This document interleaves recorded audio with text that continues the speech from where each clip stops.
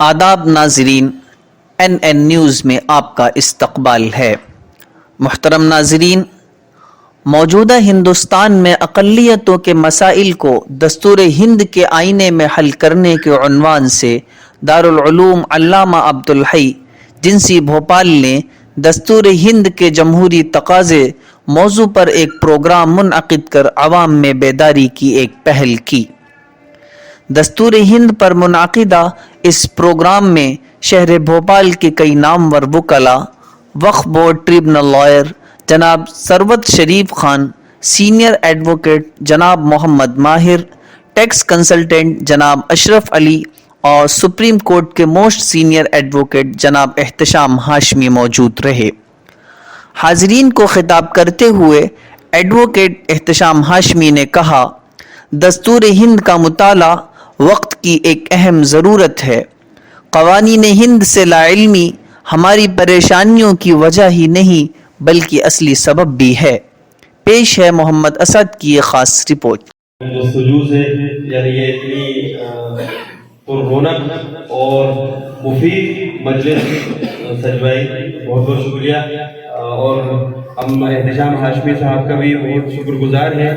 یہ 3 بجے بھوپال یہاں پر تشریف لائے اور اتنے تھکے ہوئے، اتنے لمبا سفر کر کے یہاں پر آئے اور الحمدللہ ہم لوگوں کی دعوت انہوں نے قبول فرمائی، تو بہت بہت شکریہ۔ اور جناب ثروت شریف صاحب، میں پہلی مرتبہ ان سے ملا ہوں۔ ہمارے بھوپال میں اتنی اہم شخصیت رہتی ہے، ہم لوگوں کو معلوم نہیں ہے، تو یہ اس معنی کر بھی ایک بہت اہم مجلس ہو گئی کہ ہمیں اپنوں سے ملا دیا اور اتنی اہم شخصیت سے ہمیں متعارف کروا دیا۔ اور جناب محمد ماہر صاحب کا بھی ہم بہت شکریہ ادا کرنا چاہیں گے، وہ بھی اہم شخصیت ہے الحمدللہ۔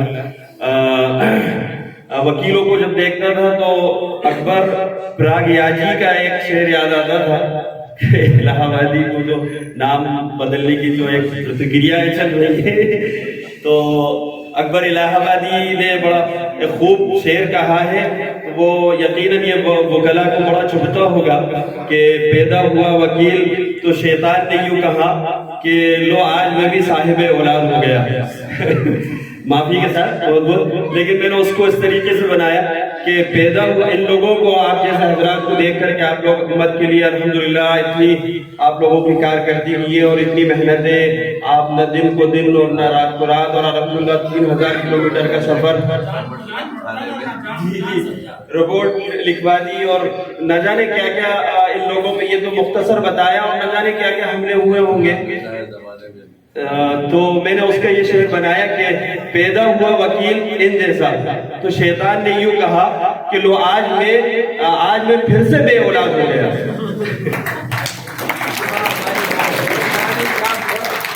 تو آج میں پھر سے بے اولاد ہو گیا۔ الحمدللہ جو انہوں نے ہم لوگوں کو نصیحتیں کی ہیں اور ہم لوگوں کی جو رہنمائی کی ہے ہمارے طلباء کی،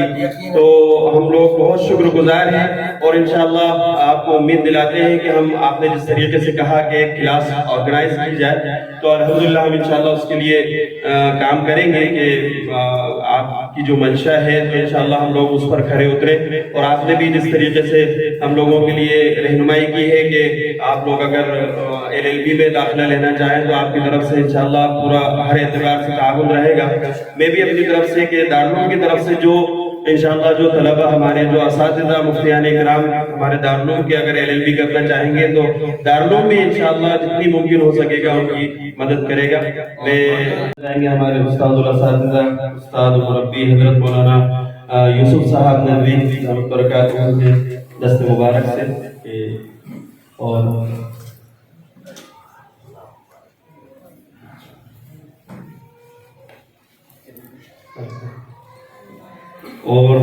آخر میں ہمارے عزیز جناب احتشام ہاشمی صاحب، ان کے استقبال میں ڈاکٹر شمس الدین صاحب ندوی ان کے ذریعے سے کروانا چاہیں گے۔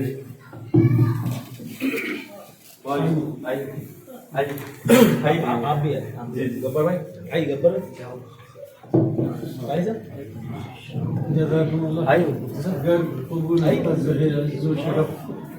مشکور صاحب، آپ بھی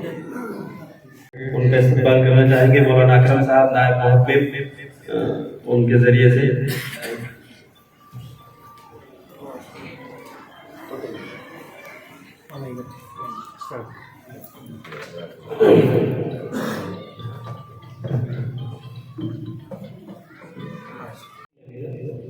تو ابھی موجودہ حالات کے اعتبار سے اگر کہیں مشکل آتی ہے یا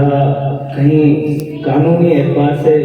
ضرورت پیش آتی ہے، بھائی میں آپ کے کردار سے واقف ہوں، اس لیے بنا آپ کی اجازت کے تو الحمدللہ بھائی میں بہت زیادہ محبت اور بہت زیادہ فکر ہے، مولوی معاذ صاحب کے ذریعے یا پرسنلی بھی سر کا نمبر لے لیں گے تو انشاءاللہ آپ کو ضروری پوری مدد اور قانونی جتنی بھی جو ہے سمجھائش ہوگی وہ فون پر بھی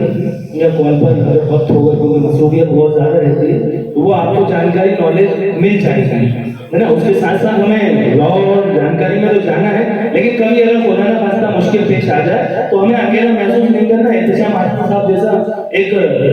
جیتی جاگتی کتاب جو ہے ہم لوگوں کے سرپرستی میں ہے تو آپ لوگ انشاءاللہ یہ اس وقت ہم جہانگیر آباد منصف میں موجود ہیں، جہاں سپریم کورٹ کے سینئر وکیل جناب احتشام ہاشمی صاحب تشریف لائے تھے اور لوگوں میں کہیں نہ کہیں قانون کے تئیں بیداری کی مسلسل بات کر رہے ہیں یہ گزشتہ کئی سالوں سے، اور خاص طور سے اس وقت موجودہ حالات کیا ہے اور ہم لوگوں کو کیا کرنا چاہیے اس وقت میں، یہ پش و پیش میں تمام لوگ ہیں اس وقت میں۔ آئیے ان سے جانتے ہیں، کچھ اہم سوالات سے متعلق کچھ جوابات جاننا چاہیں گے۔ خاص طور سے ہم کے ساتھ اس وقت یہ جاننا چاہیں گے کہ یہ بھی حالیہ دنوں میں ایک قانون پاس ہوا ہے، 18 سال کی عمر سے جو بڑھا کر لڑکیوں کی شادی کو 21 سال کر دیا گیا ہے۔ اس قانون کو لے کر پورے ملک میں مسلمانوں میں ایسی بے چینی چھائی نظر آئی کہ 31 دسمبر کو بھوپال کے قضیات کا ریکارڈ 750 سے اوپر کا ہے۔ تو یہ صرف بے چینی کیوں پیدا ہو رہی ہے؟ کیا مسلمانوں کا جو اپنا پسند لا ہے وہ اس پر کچھ اثر انداز نہیں کر رہی؟ دیکھیے سب سے اہم بات تو یہ کہ آپ جانتے ہیں کہ جو بی جے پی کی سرکار ہے یہ آج مسلمانوں کو دبا کے ان کو کچل کے اور ہمارے ہندو بھائی بہنوں کا ووٹ حاصل کرنے کا جو پریاس کر رہی ہے یہ آپ سب جانتے ہیں۔ جہاں تک رہا سوال یہ قانون بنانے کا، 18 سال کی جو ایج کا قانون آیا ہے تو اس قانون کو چیلنج ہم لوگوں کو کرنا چاہیے تھا۔ اب آپ ہم سب یہاں بیٹھ کے اگر صرف وروध کرتے رہیں گے تو اس سے کام نہیں ہوگا۔ سپریم کورٹ میں اس قانون کو چیلنج کرنا چاہیے آپ سب کو، ہم سب کو مل کے پورے ہندوستان کے جتنے مسلمان ہیں ان کو چیلنج کرنا چاہیے کہ بھائی ایک 18 سال کا انسان جب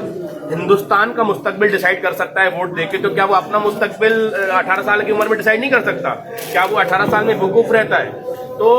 جب وہ ووٹ دے سکتا ہے، جب وہ ودھائک اور سانسد بنا سکتا ہے تو کیا وہ اپنی شادی کا فیصلہ نہیں لے سکتا 18 سال میں؟ یہ غلط قانون ہے، غیر قانونی قانون ہے، انکانسٹیٹیوشنل لا ہے۔ اس کو مجھے لگتا ہے کہ آپ سب کو مل کے، ہم سب کو مل کے سپریم کورٹ میں چیلنج کرنا چاہیے، جیسا کہ ہم نے سی اے این آر سی قانون کو چیلنج کیا ہوا ہے، اس کو بھی ہم کو اتنی ہی مضبوطی کے ساتھ سپریم کورٹ میں چیلنج کرنا چاہیے۔ ایک اہم معاملہ یہ ہے کہ تعلیمی پالیسی بھی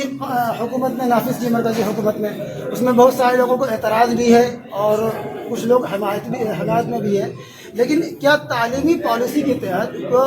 مرکز خود یہ نہیں کر سکتی، سرکار حکومت یہ نہیں کر سکتی کہ قانون کی کتاب کو نافذ کرے، نصاب میں لائے تاکہ ہر ایک آدمی، ہر ایک بچہ اس قانون کی کتاب سے واقف ہو، اپنے حقوق کے بارے میں اسے معلومات ہو؟ یہ نہیں ہو سکتا یا سپریم کورٹ میں اس میں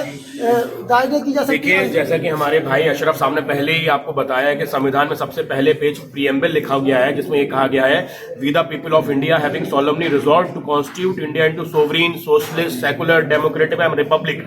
تو یہ ساری چیزیں جو ہیں یہ